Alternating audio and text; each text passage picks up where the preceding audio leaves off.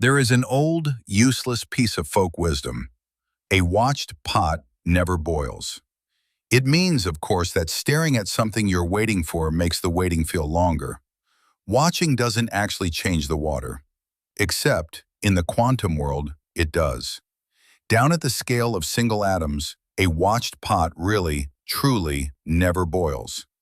Look at an unstable quantum system often enough, and you can freeze it in place. Forbid it from changing, hold it still, simply by observing it, over and over. The atom wants to change. Your watching won't let it. This isn't mysticism, and it isn't a thought experiment. Physicists have done it, in a lab, to real atoms. It's called the quantum Zeno effect, and it means that in the deepest layer of reality, looking is not a passive act. To watch is to reach in and hold. Let me show you how. The name comes from an ancient Greek paradox. Zeno of Elea pointed at a flying arrow and argued, "At any single instant, the arrow occupies one exact position. It is, in that frozen instant, motionless. And if it's motionless at every instant, how does it ever move?" The paradox is a trick for the everyday world, but quantum mechanics took it and made it real. Here's the setup. Take a quantum system that's unstable, say an atom in an excited high-energy state, which, left alone, will eventually drop down and release its energy. Or any quantum system poised to drift from one state to another. Left undisturbed, it evolves. It changes. That's what unstable means. Now, measure it. Check which state it's in. Quantum measurement is brutal and specific. It snaps the system into a definite state and, in a sense, resets its internal clock.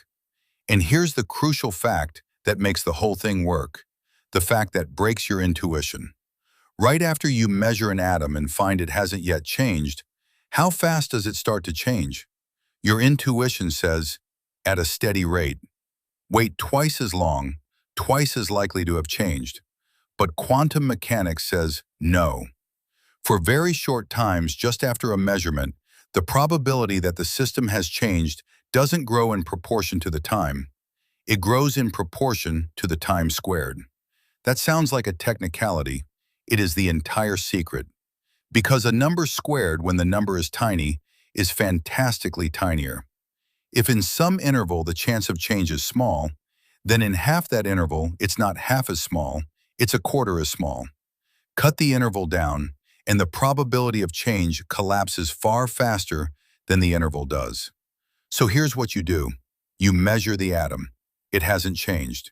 You wait a tiny sliver of time, during which, because of that squared law, it almost certainly still hasn't changed. And you measure again. It hasn't changed, and its clock resets. You do it again, and again, faster and faster. Each measurement catches the system before it has had any real chance to evolve, and shoves its clock back to zero. In the limit, measuring continuously, the total probability that the atom ever changes at all is driven down toward zero. The excited atom, which should decay, cannot. The transition, which should happen, doesn't. You have frozen a piece of the quantum world solid, using nothing but attention. If this were just math, it would be a curiosity. It isn't.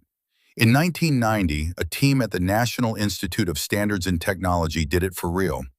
They took several thousand beryllium ions and used a radio signal to drive them from one energy state to another, a transition that, left alone, would happen reliably. Then, while the transition was trying to unfold, they interrupted it with quick laser pulses. Each pulse was a measurement. It asked the ions, "Which state are you in right now?" And the more often they asked, the more frequently they measured, the fewer ions managed to make the transition. Measure rarely, and the atoms changed as expected. Measure fast enough, and the change was strangled almost to a standstill. Exactly as the quantum Zeno effect predicted. They had quite literally used observation to stop atoms from doing what they were physically trying to do. The watched pot refused to boil. Now I have to be careful here because this is exactly where people go off the rails. The watching that freezes the atom has nothing to do with a conscious mind or human attention or the universe caring that you're looking. When physicists say measurement or observation, they mean a physical interaction, a laser pulse, a detector, anything that couples to the system and extracts information about which state it's in. A machine in an empty room does it just as well. There is no magic, no consciousness required.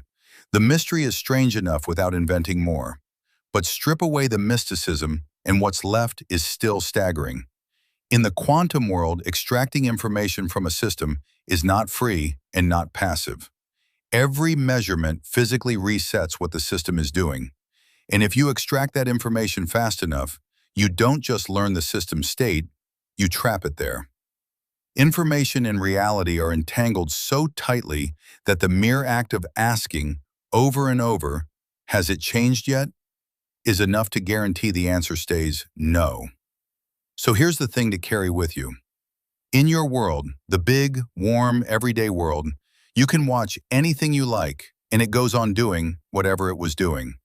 Watching is safe. Watching is separate. That safety is a comfortable illusion that only holds because you are enormous and clumsy compared to an atom. Go down to where reality is actually assembled, and looking becomes a lever. Observe an unstable atom rarely, and it lives its life and decays on schedule. Observe it relentlessly, and it cannot die.